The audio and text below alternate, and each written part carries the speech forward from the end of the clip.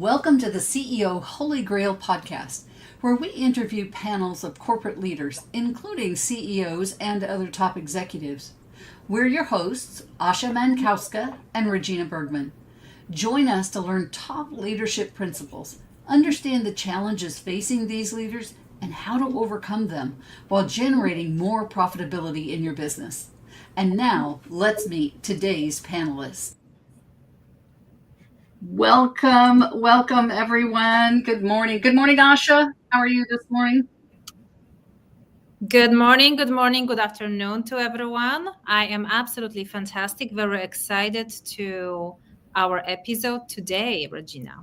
I am too. These are two people that I am really thrilled to learn more about and love the interactions we've had so far. And it was very interesting as we started planning this episode, discovered that Suzanne and I had interacted several years ago on something. So it was nice to come back around. It is a small world, isn't it? We love that. Truly. So, let me introduce first Suzanne Taylor King. And Suzanne has a coaching business called Tailored Coaching, which I just love that, how she played with her name there. That's awesome.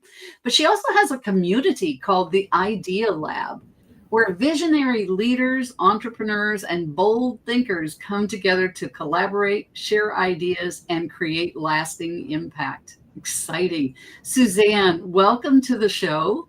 Thank you so much, Regina and Dr. Asha. Great to be here. Awesome. And Dr. Asha is having a little bit of internet issues. She might be a little bit in and out, but she'll be here. Suzanne, before we introduce Daniel, I want you to tell us a little bit about who you are. What's your journey? What's brought you to this place in life, and who you're serving and why that's important to you? Gosh, that's a loaded question, but it is.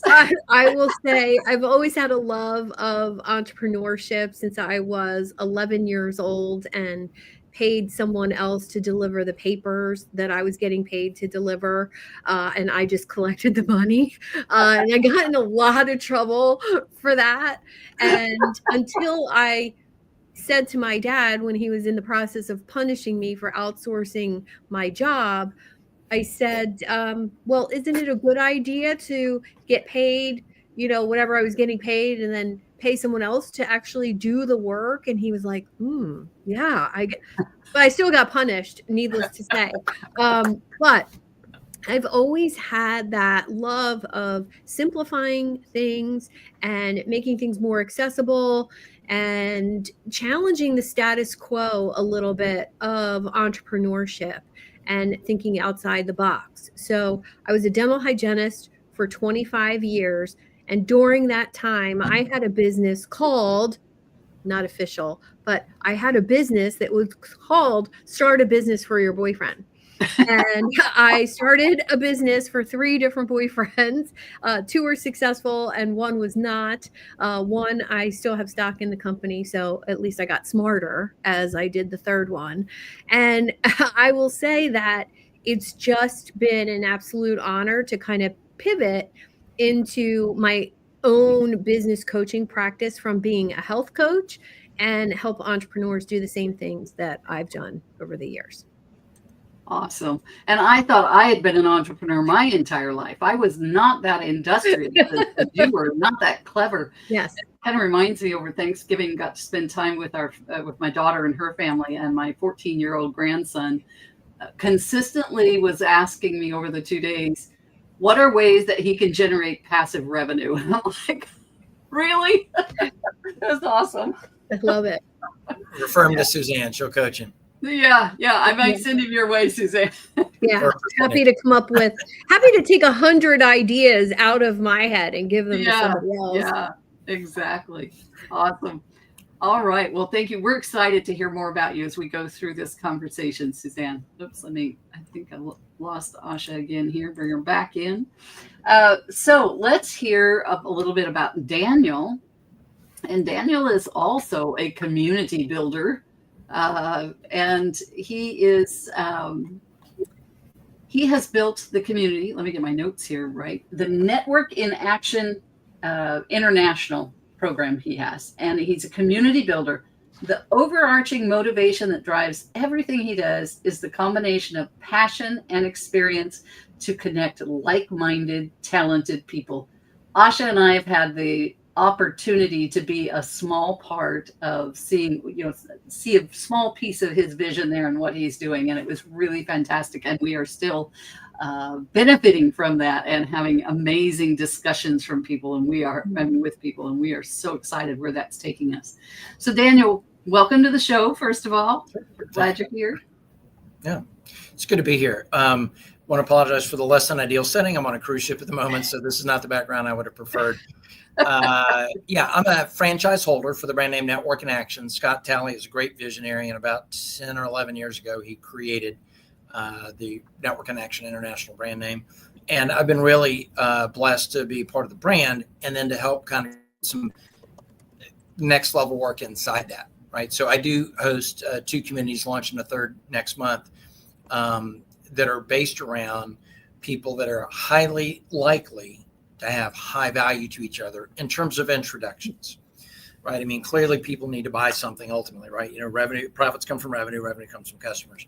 But I help people find and develop the relationships with key referral partners, the folks in their world that will consistently produce introductions and recommendations. Suzanne and I met, it's got to be coming up on 3 years ago now, but it just, the time flies, but it feels like we've known each other our whole lives.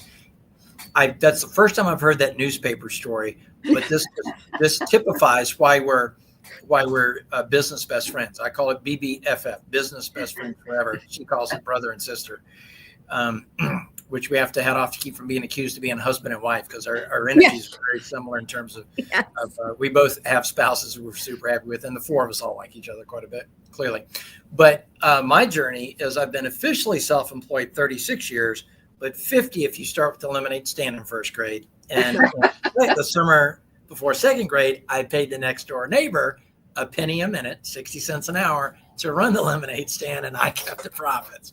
And by the way, it wasn't a jump from lemonade stand to adulthood. It was lemonade stand to selling greeting cards door to door, to selling programs at University of South Carolina football games, to being tasked with picking up the M&Ms at wholesale for the Latin Club fundraiser, and realizing that anybody could buy M&Ms at wholesale if you bought them in wholesale. If you bought them in bulk, you could purchase them at wholesale. And I turned into an M&M entrepreneur for 2.5 years, kept gas in my car back when gas. Wow. Something else I never went to school without gum and candy because wasn't available in school. The building is still there, by the way. It's not a gum and candy wholesaler anymore, but it's the paint is still on the side of the building if you went there today in my hometown. It's pretty cool. So yeah, we have a lot in common that way. But there's people that aren't a good fit for one of the 3 communities I host, which is fine. Not everybody's cut out for that, but still find a lot of value in learning the proper relationship skills in business. Too many people use a cocktail party model where they basically find out if somebody's friendly. And I'm like, I got plenty of friendly people in my world that I wouldn't hire or refer. And I have plenty of people that I would hire or refer that I'm not inviting to Sunday dinner because so a model that's based around, what is it? I like to say it this way, right? We've all heard the phrase, people do business with folks they know, like, and trust. And the most important word in that sentence is business. Otherwise, you're just making friends, right? Otherwise, which is fine if you want friends. But if you want business, you've got to build your know, like, and trust around the business side of things. And I do some short-term coaching around that for people that need, anywhere from a week-long sprint, which I've got going on in January, to a full cohort, of 3 Awesome. months. So fantastic. Those things exist. Yeah. Well, I can tell you again, the connections we made the day that you invited Asha and I to be there have been phenomenal, have they not, Asha? Are you able to It's on a lag. visit with us, Asha, or not? Well, that's actually what I get. Oh, so sorry. I know she wants to be here. Participate via text message, I guess. Yeah, I know. It's frustrating. They have been phenomenal. And in fact, we have another session with one of them this week where, he's shared his what he does, more of what he does, and demonstrated some of the things he does. And we're doing a deeper demonstration of what we do. And so we've had just some fabulous communication. Is that Mike or John? Actually, it's Steve. Yeah, Steve's deep. Steve, yeah. Yeah, good. Steve's good. He's newer in that community, so he's not the first name that came to mind. But Yeah. And Mike and John, I'm going to be scheduling today or tomorrow the next session with them. We've already met with them once, and it was blow your socks off. Yeah, that's what I thought of Mike and John. I knew there'd be some value there. Yeah, they've all just been phenomenal meetings. We have enjoyed them. Welcome back, Asha. I know this is frustrating for you. Well, you know what's so great about Daniel's network, my network, a lot of people from his network are in my network and vice versa. And that comfortability sharing networks and having an open book policy with your close connections has just been transformational, not only for my business, but for my reach as far as, the degree of separation between people. It's brought so many more people closer to me by enhancing those relationships. And I think the difference in the quality of people that you meet in that area of business, Daniel describes it as 4 quadrants of networking. That 4th quadrant where I hang out now, because of his influence on me, of course, is really less time consuming, more quality, and I'm having more fun. And it's been an amazing increase financially as well. So of course, if it meets all those buckets for someone like me, if it's fun, it's increasing income, and it feels more connected in this lonely entrepreneur space. So why wouldn't you do it, right? Right. It is an interesting phenomenon that if you build the right referral partners, in terms of prospecting, leads, business building, with a handful, 6 to 10, they evolve into your de facto board of directors, right? Yeah. These are people that know and understand your business well enough. And I get, an extrovert's need to meet a lot of, or I shouldn't say need, but desire to meet a lot of people and be energized by a lot of people. But if folks will settle down and focus on 6 to 10 key relationships, not only will they have an unending supply of warm endorsements, because I don't want a name, I don't want an introduction, I want an endorsement. Right. Warm endorsements to ideal client profiles instead of kind of this hit or miss. Oh, I think they might be a prospect. I should go talk to them. Yeah. Endorsements to ideal client profiles, right? That'll last forever. And then you find yourself, as Suzanne said, in a more enjoyable environment because you're not repeating the same elevator pitch 1,000 times. You feel understood. You understand them better. You get to go to the next level. And as you said, once you and Mike and John and Steve sussed out that there was value in the first conversation, you moved on to a second one. And the ability to get faster into second and third and fifth conversations, or in the rare case, right? And Suzanne and I will do some ad hoc joint ventures. We've got a few things we're working on together, but it's not about our business partnership. It's about our energetic partnership, right?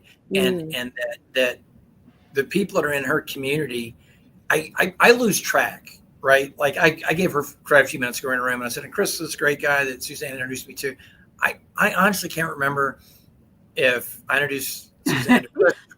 I don't, it doesn't matter. Right. It doesn't matter. It doesn't matter because we're not keeping track. Yeah. Because at the top, it's collaboration, not competition. Right. I'm not absolutely.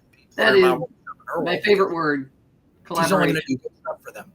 Right. And she does things for people that I can't do. So I wouldn't want them either not getting those resources or asking me for things that I would have to half-ass or subcontract to Suzanne at a higher rate, not a lower rate. She charges more for an hour of her time than I do. So I'd be but you know what? You know what's really incredible? Daniel just had an event that I was at right before this call. Yeah, like minutes ago. Just a few minutes ago. And organically, he mentions me, and I gave him, kind words and a testimonial on, my time spent in his program, because I truly believe that if you're going to be really quality referral partners for each other and connections for each other, you have to know what the other person does from the inside. Yes. And Daniel's experienced my coaching program. I've experienced his coaching program. Right. And we agreed to pay each other for that symbolically, right? Because that's important. Yes. Like, if you're not paying me, you're not going to listen to me. Right. And he feels the same. But somebody asked, why would I be there in that room for Daniel's free workshop if I've already been through his program? And I was so excited by the question, Right. because that just validated everything he was talking about in the workshop. I'm there because we're referral partners, because I support him in what Yes. he does, because there was two paying clients of mine in that room. I show up. And if he happens to call on me and say, do you have anything to say about my program? Well, damn straight I do. Right. And I just think that's incredible to be able to do that for each other. I completely agree. Yeah, And we really we absolutely have copies of each other's calendars. It's assumed that if she's hosting it, I'm going to be there. She just adds it to my calendar, and vice versa. Because and you don't have to be that way with everybody that's a referral partner, right? I mean, Suzanne and I have kind of, to me, and this isn't the moment for a workshop, but in my mind, there are 5 degrees of professional relationship, and the third one is what I call key referral partnership. That's the one that I coach towards, for a number of reasons. Number one, those are easier to find than levels 4 and 5, right? Meaning there's way more people that will get to 3 than will the drop off, right? If the pyramid, if this is 1, this is 2, this is 3, this is 4, this is 5, right? That hill gets real fast. But also you don't need the 4s and the 5s. You will get to the 4s and 5s as you move people into the number 3. But yeah, if you get a couple of 4s and 5s in your world, you're really set. I remember it's been going on 2 years ago now, but I was in a room and somebody expressed a need, right? That was the icebreaker. What's the need that you have? Somebody expressed a need. And 3 of us said out loud to the screen, 25 people in the room, you need Suzanne Taylor King. And they're like, who's that? Why isn't she here? And Mike Pfister said, I'll introduce her. And I said, okay, he goes, no, you can. I said, no, go ahead. Because I introduced Mike to Suzanne, so I know that I'm getting credit in the chain anyway, right? Yeah, there you go. Right, the gold stars don't subdivide, right? There's ones that are around. Right. But then I messed with Mike, because while the meeting's going on, I texted Suzanne. I'm like, what are you doing? She said, what do you mean? I said, check the Zoom link. And she popped in the room and it was like, hey, we were just talking about you. She goes, yeah, say my name 3 times and I would magically appear, right? And, right. So, Mike was like sneaky, right? And I'm like, hey, I did give you credit. I told her that you were one of the 3 people that mentioned her name, right? But we have fun with that, right? But the point is that in a case like that, right, if it was Suzanne's program, I'd have been there. If it was my program, she'd have been there. It was somebody else's. Yeah. Why would Suzanne go to the one I'm going to when I'm there, right? I'm her ambassador. I'm her wingman. Right. I'm her networking avatar, as it will. I don't go to the places. She's parts of a number of organizations. Mm-hmm. Right. What's fun for me is when my friends will branch out, right, and then end up back in the same room, and people are like, Dan, you need to meet Talon. Y'all both live in Columbia, South Carolina. I'm like, known each other 30 years. Oh, okay. Right. But we got there because we know better than to parallel each other, right? Follow each other around. That's right. But he ended up in a room, but I ended by this room to that person, invited him to this room, and I ended up in the same place, through an interesting. I love this. I love it. I want to come back to a term that you mentioned a moment ago, Daniel, and you talked about energetic partnerships. And it made me think back to these conversations with the folks that we met in your group with Steve and Bruce and the others that you've introduced us to. And the energy in the room as we were having our discussions when we got to meet and talk with one another, the energy was just off the charts. It's one of those, you get out, you come out of that meeting and you're just like, you're on this huge high, right? Yeah. And let's also throw out the names Jennifer and Sarah, because all we've mentioned so far is men's names, and there are other people in that room that are also women. I want to go on record for that. Yeah. But and I think that part of the value I bring in bringing people together, because I don't believe relationships need a roster. I said that to you before I invited you. I've said that to you since you were invited. I said it again 3 times in the event I was just hosting, the workshop, that STK was part of a minute ago. Relationships don't need rosters. But if you can find a community where someone has done a good job of selecting who's in that room, meaning if you can choose for people that have a high probability of an energetic partnership, right? Where the energy is the same, right? That there's a high likelihood that their prospects should be your prospects, et cetera, et cetera. And, too many of us go to these open networking events where there's, everybody that does everything, right? These MLMs where they're all busy signing up each other, under their program. And I'm like, oh my God, yeah, you're kidding me. Right. I mean, Orly and Moore has someone that Suzanne and I both know on her booking page, like the last box says, please type the word confirmed to confirm that you acknowledge we will not be discussing your program during this conversation. Right. I love that.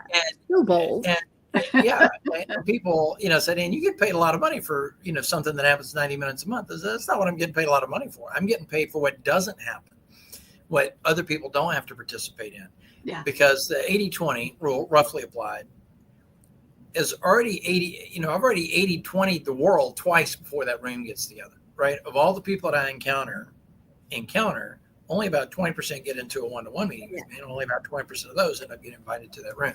So we've already self-selected for a room with a likelihood of value, likelihood of similar energy, likelihood of similar prospects and referral possibilities already very high. And that's why I host 2 about to be a third room, because each of those consists of different people. It doesn't do any good to put all my international B2B people in a room with my Columbia, South Carolina Main Street people and vice versa. Right. That's why the community, I'd rather 3 small communities than one big one where they just spend more time sorting out which 1/3 of the room means something to me.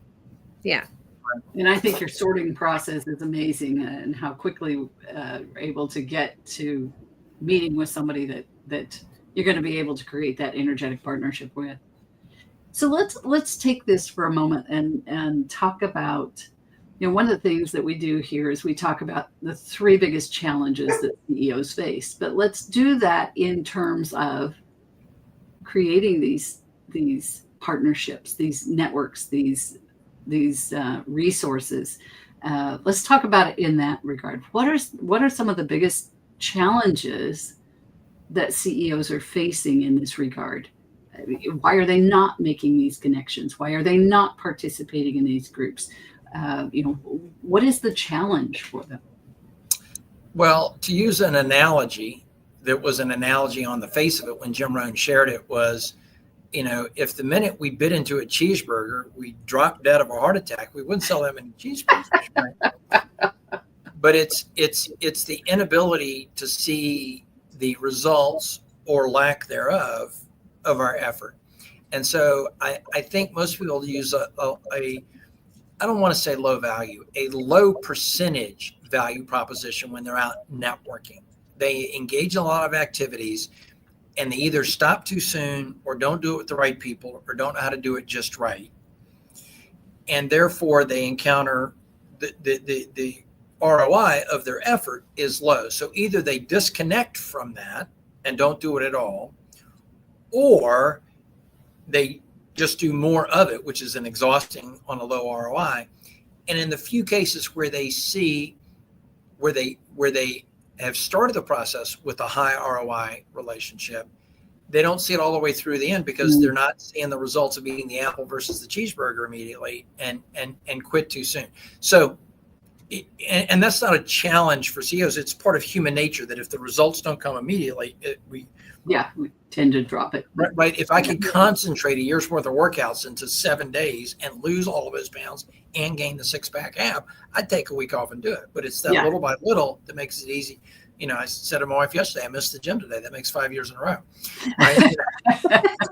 It's easy to let it go every day for 5 years. Exactly. With the idea that I'll pick it up next week. Yeah. And I think it goes a little bit deeper, like in my, my dog's barking at UPS delivering Christmas presents. I feel as though so many times that founders, CEOs, entrepreneurs are fearful of giving clients to other people. So if there's somebody in front of you, and I have lots of experience, I could help people do a wide variety of things. So staying in my lane was the single greatest lesson. Stay in my zone of genius for my clients, refer everything else. Yeah. And I could easily teach what Daniel does because I've been doing it for 25 years. And he tweaked me to the point of perfection, which is amazing. But I could easily help somebody do that. Yeah. But that's not what I do. So having those strategic partners who fill in the gaps of your offer, that's the single hardest thing to do as an entrepreneur or a founder. And then being willing to refer business first. Yes. Number one. Yes. I'm not afraid to establish that relationship and test the waters with a couple joint ventures or clients we work on together. Right. And being vulnerable, you have to be willing to do that. And energetically, I think the match for me is somebody who's a go-giver and they're willing to introduce and refer and connect without the attachment of, I gave you 3 people, now I need 3 people back. Right. It's not about that with any of my partners. Yeah. And, when all you have is a hammer, every problem starts to look like a nail, right? Yeah. But I know of the fact, Suzanne shared a minute ago that, 2 of her clients were in my room, which is one reason for her to be in my workshop a minute ago. And I know for a fact that one of those 2 I introduced to her. In my mind, I had a shot at this person as a client, but it wasn't the right timing, meaning she needed what Suzanne was going to teach her before I could teach her. And rather than go, well, why don't you just take my program and take a bunch of notes and then we'll come back to it later? I'm like, you know what? Your timing's not right. And I send her to Suzanne. Suzanne's doing the work that this woman needs with her in real time right now. And when the moment's right, Suzanne knows what I do. She knows what it looks like. She knows when that person's right for it. She'll end up back She'll here. send her back to you. Right. And the client knows. And the client knows that Daniel is next. Right. And so I've already teed that up with no ulterior motive except for her to have, she sees what I'm doing and she's like, I want that. Right. Well, you're not quite ready for that. You need this, and this in place first. Right. But then Daniel is your next coach. Yeah. And that security within myself, that confidence that I have, basically just sold Daniel's program for him. And I think you have to have that with your referral partners. And I couldn't have that if I didn't know him, like him, trust him, experienced his program. And how many people can you do that? You can't do that with 100 people. You can only do that with a smaller quality group. Which comes back to something Daniel said earlier, if I may, Daniel, of having that, 6 to 8 people or 4 to 6 people, whatever, not 100 people that you're trying to build these relationships with. Go ahead, Daniel. Well, and you asked about CEO challenges, and I think it's the notion that you have to go out there and build all those relationships yourself, right? And the reality, going back to the 6 to 10 number, right? If you've got the 6 to 10, you don't just have those 6 to 10. You have access to all of the effective relationships that they have, right? And I was talking to somebody the other day, and he goes, well, if you want me to introduce you, send over, what would you want me to say when I ask permission to introduce you to somebody? And I said, I don't. And he said, what? I said, I understand where you're coming from, that you don't want to put them in a thread until they've said they want to be in a thread with me. I said, I'm only interested in the people that already trust you so much that you don't have to ask permission. And he said, that's not very many people. I said, aha. Because look at my calendar. I said, I don't want, I said, and number 2, I said, they know they're in that category. They already know they're in that subset of people that trust you so much you don't need permission. And what does that say about me when he introduces them to me, right? So I think CEOs think that I need to build all the relationships. I can't, so I don't do any, when the reality is they just need those. Now, I say 6 to 10 key referral partners, right? I mean, John Woolen, RIP, used to preach that every business he knows lived or died on 100 key relationships. Now, that doesn't change my number 6 to 10. My 6 to 10 is a subset of those 100. Right. It's key employees, key vendors, key customers, key business partners, right? Key referral partners, right? So his 100 is inclusive of my 6 to 10. But I wanted to use the number 100 because the reality is we can reach any, people can play a momentary part or in a small stakes conversation. Here's a great one. Zoltan, that Suzanne knows as well, because he's part of my world. And he and I have been in each other's lives off and on. So a couple years ago, he texted me and he said he had no, he didn't. Jared texted me and said, Dan, I have a problem with my email account and it happens to be an Apple ID. I don't know if that's related, to the hack, blah, blah, blah, blah, blah. He said, who can help me with this? And I said, give me a minute. And I look back and Jared and I hadn't exchanged text messages in a year and a half. That doesn't matter. It doesn't matter. It was a point of data. I messaged Zoltan, and said, I screen capped it because, Jared's terminology is better than mine. I screen capped it. Said, do you want to handle this problem? Do you want to refer it, or where should we send him? He said, send him to this store called The Wedge on Forest Drive. And I immediately went, and it had been close to a year since the last time Zoltan and I had messaged at the time. He's back in my world now as a consistent referral partner. And I sent it back to Jared, and he goes, okay, thanks. And here's my point. Jared didn't have to re-ask me, can I still trust you with the answer to the question? Yeah. He didn't ask me, where did you get the answer? He didn't ask, who did you ask in order to find out that I needed the Wedge on Forest Drive? Right. And Zoltan didn't need to reestablish with me that I trusted him, right? If Jared asked me, it's because he knew that either I had the answer or I could find it. I asked Zoltan without asking him, well, have you taken any of your stuff there? Yeah. How many testimonials from your customers can you give me?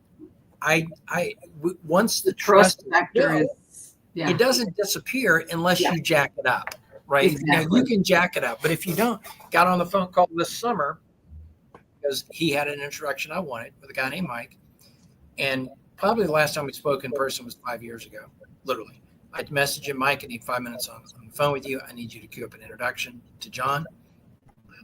Give me 5 minutes to explain why and see if you're willing to do it. And he called me. We set a time for him to call, and he called. And the first thing out of his mouth, Daniel, I'll never forget what you meant to me when you mentored me in business 20 years ago when I was just getting started. And I really appreciate that. What can I do for you? That's where I left it with Mike. It didn't matter that it had been 5 years. It didn't matter that I left that industry shortly after I mentored him. In his mind, I'm a good guy. I haven't screwed that up. And so left off. And in the moment where he was the right guy, now was Mike a referral source for me? No, but he knew John well enough to get me in front of John, and that's all I wanted for Mike. And I was comfortable asking for it because I knew Mike likes to help. Yeah, and he would trust that I wasn't going to abuse John and make Mike look bad. This is excellent, and I think the two of you nailed it on the head here. So let me ask you the follow-up question to this. Sure. What is it costing these CEOs to not implement? And I noticed in your LinkedIn page, Daniel, you mentioned that uncountable deals that have been done, the dollars that have taken place, they exchanged hands. What is it costing CEOs to not learn this, to not implement this, and to not develop these referrals? And these networks, what's the cost? I don't want to say it's costing $1 million in business because they may still get the business, but it's costing them the opportunity to get the business with ease. Mm-hmm. And,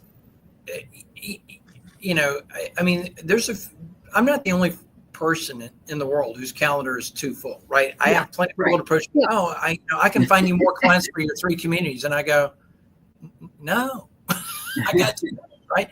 My first career, I left that career with the names of 1,500 people that were referred to me that I hadn't even called to get a yes, no, or a maybe from. These are people who never heard from me before I left the industry. And when I went from B to C, where that's very easy to do, particularly in the case of this product and what I did, and moved on to B to B, my quest then became, how do I duplicate that at a B to B level, right? And put myself in a position where there's more referrals than I get to. So there are CEOs out there that go, I don't want another piece of business. No. Don't tell me you couldn't handle the scale up. Yeah. Just right. No, that's more leads than I could deal with. I wouldn't want to do that. I said, yeah, you do, because you're either going to hire more people and scale, right? Subcontract out that newspaper delivery, right? At a lesser rate. Hire more people that you're not paying as much, right? Or you're going to change your rates significantly, because a 25% increase in your rates, the first thing that happens is you get more customers, not less. You got to move your rate by 50% or more if you want to scale down the number of customers you get. Or I said, you're going to keep your rates the same, keep your number of customers the same, fire all the customers you only kind of sort of like, and just keep your favorites. I said, trust me, you can find a way to fix the problem of too many referrals. Right. Yes. So Suzanne, he mentioned the ease. What about the speed? Oh, well, I would say there's same thing in my there's nothing faster and more efficient. I'm a huge productivity nerd. How can I do more in less time? 10x is easier than 2x is one of my favorite books, changed my life a year ago.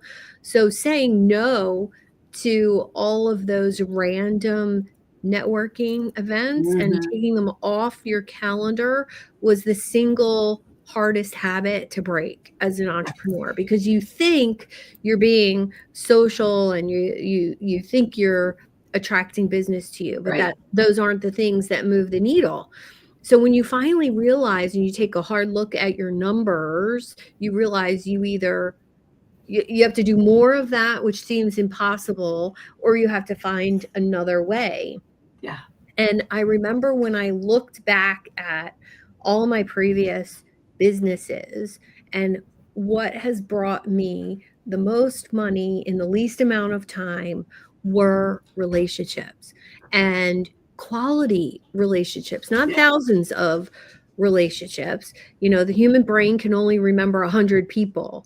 So I remember those 100 people very strategically, and I take really good care of those 100 people. And then there's 10 that are much closer than the 100. Right. But that means that your efforts should be focused, instead of random networking events, having 1,000 people know your face and your name. Maybe they don't know you personally, but that's called building an email list, building a tribe of followers, building fans in what you do. And then there's those levels of connection. Your 6 to 10 close referral partners, your 100, your hot 100 people who come to your events and they support you. And I just think that it's been marked the difference in my business. And I can tell you, I can give you 3 very real-time examples of speed, just because I think that matters, right? Meaning we talk about it hypothetically. It's easier, it's faster. I spoke into a room of 6 people. I need to meet a headhunter at 10 a.m. Ariel was one of the people in the room. By 11 a.m., she has me in a thread with a man whose first name happens to be Dan. So she made some joke about Dan, meet Daniel. She thinks he's funny. Hey, Dan, Daniel said he needed a thing. And I don't know if that's you or not, but you're the first person that came to mind. If you're not the right person, maybe you can point him in the right direction. Within a matter of minutes, he replied and said, how can I help? I told him what I was looking for. Within a matter of minutes, he did 2 things. He said, he put me in a thread with a woman named Anna, and he DM'd me outside the thread and said, if Anna's not the right person, come back to me and I'll help you find the right person. Nice. Yeah. Within 2 text back, text, the next thing Anna did, so 2 outs and 2 ins. The last thing Anna did was send me a link to her calendar. I asked for 15 minutes on calendar. And my point is, right, if you look at the whole thread, because I screen capped it, because it's a perfect example of how this stuff works, there are a total of 12 or 15 text messages from the jump maybe 30 sentences, including thank you, Right. more than once, right? And a couple of smart ass comments, right? But from 10 a.m. when I said it to 10 p.m. when Anna sent me her calendar link before she went to bed, right? It's very quick. So that's one. Another one, somebody posts, I need an attorney in Ohio to answer a couple of family law questions, if that's possible. So somebody I didn't know posted that on Facebook, but I follow her because she's friends with my wife. I know Michelle now, but I didn't at the time. So Michelle posts it. I see it. I message Michelle. I'll try to help. I go on to LinkedIn and say, looking for family law attorney, right? Somebody that can help. And I tag, you'll have remember his name. I'm blanking on it. Donnie. I tag Donnie, Suzanne, because he knows people all across the country. Mm-hmm. I said, Donnie, I said, this is who I'm looking for, Donnie. And I tagged a couple people, do you know anybody I can help? And he just simply tagged a woman's name, and she said, I'll help if I can. And then I put her in a thread with Michelle and said, Michelle, please respect the fact she's offered to answer a couple of questions. If she sends you a small bill, please pay it. If you plan to engage her for more than a couple of questions, respect the fact she's an attorney and it's worth her time. Please do that. One pro to another who bills for their expertise. Right. And the woman said, oh, it's probably no big deal. I'll probably answer times. It's not a big deal, whatever. But I wanted to position her to send a bill if she needed to. 18 hours from Michelle to Adina, my wife, to Daniel, to Donnie Bavine, to this woman. 18 hours to get 4 degrees of separation, to start with Michelle and go all the way through to this person, right? John Rulin, a business pro, again, passed a few months ago, quite sadly, very well known, posts on Facebook. He probably also posted on LinkedIn. I saw it on Facebook, what I call a bad signal. He said, I'm an investor in a beverage technology company. I don't even know what that is. Is it those machines that have got 87 flavors of Coca-Cola? Yeah. Beverage technology space. And I would like an introduction to the C-suite at Topgolf if anybody can help. And I'm like, I saved that post because I'm going to be watching this thread. I just put it up on my extra screen. I'm like, let's see what happens next. Within an hour and a half, a guy that I've also known for 20 years, because I've known John Rulin 20 years, a guy named Ryan that I've known for 20 years said, I can help. One of my big clients does XYZ for them, purchasing. So maybe he's the right guy. Get in touch with me, explain the offer. I'll make sure this is the right guy. Here's the fun part. I've known Ryan 20 years. I've known John 20 years. John has known Ryan 20 years because we all started at Cutco Cutlery in the 80s and 90s. Right. So we knew each other from that. But John didn't know that Ryan knew the answer. But in an hour and a half, now he wasn't talking to the C-suite yet, but in an hour and a half, he had an offer to the C-suite at Topgolf. Yeah. I continue to watch the thread. 3 more people said I could have helped, including a guy named Trey. He goes, I'm offended you didn't ask me. In public. And John says, oh, you have a hookup in the C-suite? And Trey said, now I'm offended twice. He said that you didn't ask and that you didn't know I could help. And I said, you can't say that. That's my shtick. And now Trey and I are friends, right? Now, not immediately. I'm low key because Trey's a heavy hitter, right? I got to bring some value to this world. But his mother became ill and passed at about the same time I did. So we traded some condolences. We talked about how hard it was, family and all this stuff. And I finally said, Trey, we've been dancing each other on Facebook for about a year now. Can we get into a conversation and see if we can bring value to each other, professionally, right? And so 30 minutes of my life, total investment in Facebook messaging in a genuine, sincere way, person to person, human to human. Right. I've queued up a conversation to see if we can have some business value, right? But 18 hours to the C-suite at Topgolf. I mean, an hour and a half, right? Yeah. 18 hours to 4 degrees of separation. 3 degrees of separation. And I think it's quicker to clients too. So if you're looking for, like, my ideal top client is somebody who's retiring from corporate. Okay. They have, a lifetime of intellectual property. Maybe they've had a successful exit from a company or they're retiring. And because I know that, because I can verbalize when someone says, hey, Sue, thanks so much for those introductions or referrals, or who do you need to meet? Oh, anybody who is retiring or has had a successful exit from a company and they're going to be bored sitting on the beach or playing golf and they want to turn their knowledge into something. Right. Don't know what, I'd love to have a conversation with them. No sales pitch, just a conversation. Well, that single verbiage, because I know myself, I know my offer, I know what I do, I can now say that out in the world. So if I do happen to go to a networking event, that's who I'm looking for. And I can be in a room of 100 people on Zoom, and I can pick out intuitively and from listening that person. So 100 people, and there's one who needs to have a conversation with me after that event is over. And most people are going to networking and saying, oh, how many people in this room can I meet with after this? How many can I give my business card to? Yeah. No. And they don't have to do with it when they do get into that. Little one. They don't have to do it. I'm like, wait. But yeah, I'm because I'm with Suzanne on that, right? You know, all the time the hosts are like, Dan, are you going to put all your information in the chat so we can capture? Don't forget to email us because we're going to send out a spreadsheet when it's over. And I go, no, I'm good. They're like, what? I'm like, I've already got the 2 people in this room that I want on my calendar. They're like, what? I'm like, there are 2 people in this room that I want on my calendar. We've already made that happen. Yeah. Right. Awesome. I wanted to share with you a couple of comments that we've had here on LinkedIn. Someone, Justin Kim said, Dan the man. And then a LinkedIn user said, just did this last week with 1 phone call, 1 email, and a text. Connected a friend with a lawyer I know, but someone I trust did. This works. Nice. Awesome. I love it. So if you could give us a quick summary of, again, what's it costing these businesses and these CEOs to not incorporate this into their plans?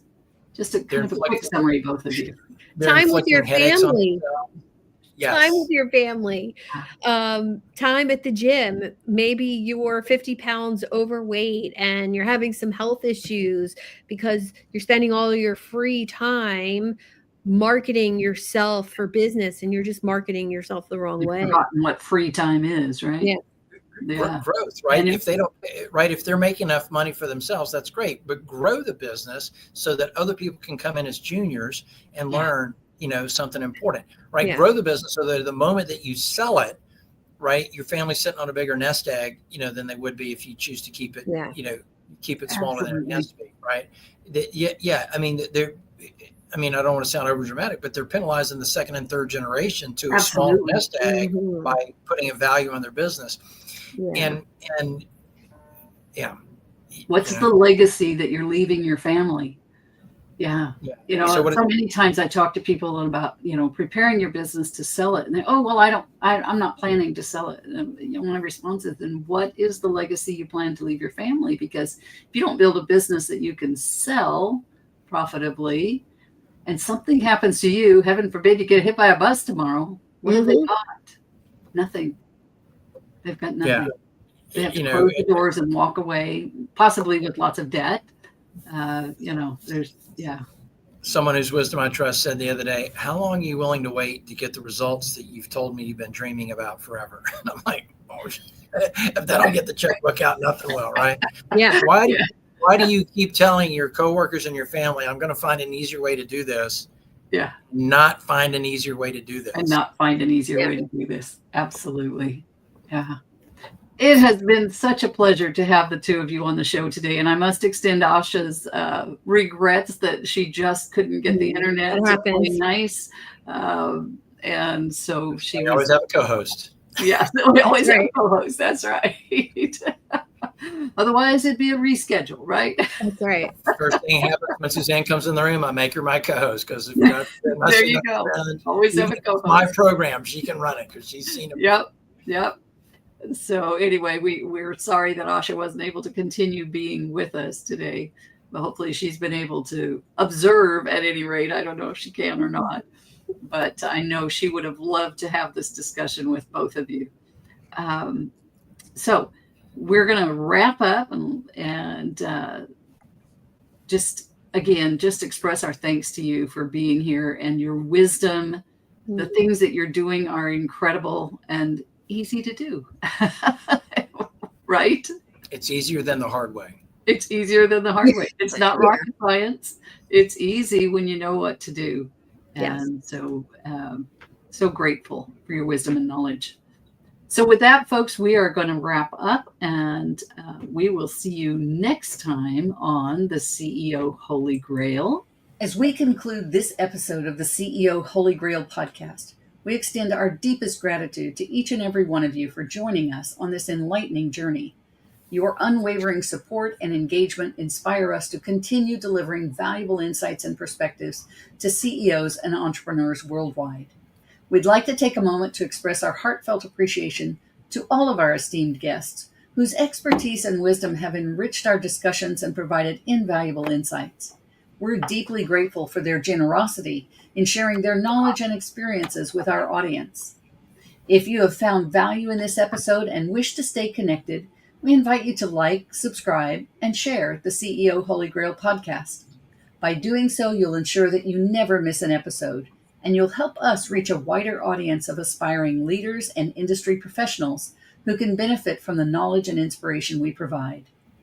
If you wish to explore the exclusive Executive Solutions preview, where you can gain further insights into our comprehensive program designed to empower CEOs and entrepreneurs in their pursuit of success, you may contact us directly at the link below. Our team is ready to assist you and provide personalized guidance tailored to your unique needs and aspirations. To schedule a one-on-one appointment, please visit our calendar through the link below and book a time convenient for you. Once again, we express our deepest appreciation for your continued support and participation in the CEO Holy Grail podcast. Your engagement and feedback drive us to deliver thought-provoking content that empowers CEOs and entrepreneurs on their paths to excellence. Together, let us continue to explore the realms of leadership, innovation, and success. Thank you for joining us, and until next time, may your journey to the CEO Holy Grail be filled with growth, fulfillment, and extraordinary achievements. And I just want to say also that we have put the contact information for Suzanne and Daniel in the comments. So please feel free to reach out to them and see how they can help you with your business. So once again, thank you, everyone. Bye for now.